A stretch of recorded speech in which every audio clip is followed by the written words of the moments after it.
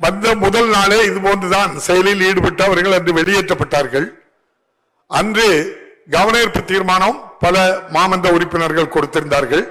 அதிமுகவை சேர்ந்த அக்ரிஎஸ்எஸ் கிருஷ்ணமூர்த்தி அவர்களும் அந்த கவனஈர்ப்பு தீர்மானம் கொடுத்திருந்தார்கள். இந்த அரசு உடனடியாக அதற்கு சீரோவரில் எப்போதும் வழக்கம் போல் கவனஈர்ப்பு தீர்மானம் என்பது கேள்வி நேரம் முடிந்ததை எடுத்துக்கொள்ளப்படும். அந்த வகையில் கேள்வி நேரம் முடிந்தவுடன் அது எடுத்துக்கொள்ளப்பட்டது. அன்று அவர்கள் இது போன்ற செயலில் அவையினுடைய நன்மதிப்புக்கும் அவையினுடைய செயல்பாடுகளுக்கும் மரபுக்கும் மாண்புக்கும் இடையூறாக திருக்குறள் வாசித்து முடித்ததும் மக்கள் பணியாகிய வினாக்கள் விடைகள் நேரத்துக்கு கூட அவர்கள் காத்திருக்காமல் இப்படிப்பட்ட நடவடிக்கைகளில் ஈடுபட்டதால் அன்று முழுவதும் அவர்களை அவை நடவடிக்கையிலிருந்து வெளியேற்றினேன். ஆனால்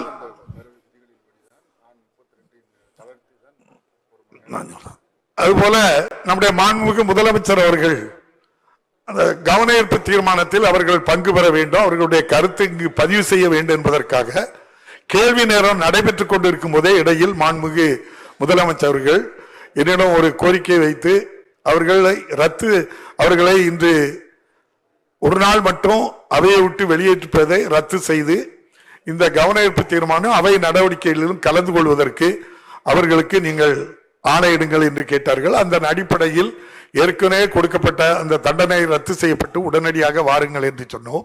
அவர்கள் இந்த அவைக்கு வரவில்லை. இந்த அவையிலே மற்ற மாமன்ற உறுப்பினர்கள் எல்லா கட்சியை சேர்ந்த உறுப்பினர்களும் அந்த விவகாரத்தை பற்றி இங்கு பேசி மாண்புமிகு முதலமைச்சர் அவர்களும் தெளிவான அதற்குரிய பதிலையும் சொல்லியிருக்கின்றார்கள். இன்னும் சொல்ல போனால் மாண்புமிகு முதலமைச்சர் அவர்களுடைய முகத்தை பார்த்தாலே உங்களுக்கு தெரிந்திருக்கும். அவ்வளவு தன்னுடைய குடும்பத்தில் ஏற்பட்ட ஒரு சோக நிகழ்வாக நினைத்து கூட மிக வேதனையோடு அதை ஒவ்வொரு குடும்பத்துக்கும் என்ன தேவை என்பதை அறிந்து அதை இங்கு அறிவிப்பாக அனைவருக்கும் சொன்னார்கள். ஒரு கூட்டத்தொடர் நடைபெறும் போது ஒரு பொருள் குறித்து கவனஈர்ப்பு தீர்மானமோ எதையாவது தீர்மானம் கொண்டு வந்து அது எல்லோரும் பேசி அதற்கு முதலமைச்சரோ மற்ற அமைச்சர்களோ பதில் சொன்னிய பிறகு அந்த பொருள் குறித்து அந்த கூட்டத்தொடர் முழுவதும் பேசுவதற்கும் அனுமதி இல்லை. அதை எடுத்துக்கொள்வதும் சபை மரபல்ல, அது ஒருபோதும் எடுத்துக்கொள்ளப்பட மாட்டாது. இது முன்னாள் முதல்வராக 4 ஆண்டு காலம் பணியாற்றிய மாண்புமிகு பிரதான எதிர்க்கட்சி தலைவர் ஐயா எடப்பாடி பழனிசாமி அவர்களுக்கு நன்றாக தெரியும். அவர்களோடு இருக்கின்ற பல மூத்த அமைச்சர்களாக இருந்தவர்கள் கூட அங்கே இருக்கின்றார்கள். எதற்காக இந்த புறக்கணிப்பை தொடர்ந்து செய்கிறார்கள் என்று யாருக்கும் தெரியவில்லை. அவர்கள் கள்ளக்குறிச்சி சம்பவத்துக்கு ஏற்பட்ட மனவேதனையோடு அவர்கள் இருந்தது போல் எனக்கு தெரியவில்லை. அவர்கள் இதை ஒரு அரசியலாக்க வேண்டும் என்று நோக்கத்தோடு தான் அவர்கள் இதை இந்த நம்முடைய மாமன்றம் சட்டமன்றம் நீண்ட நெடிய வரலாற்றுக்கு சொந்தமானது.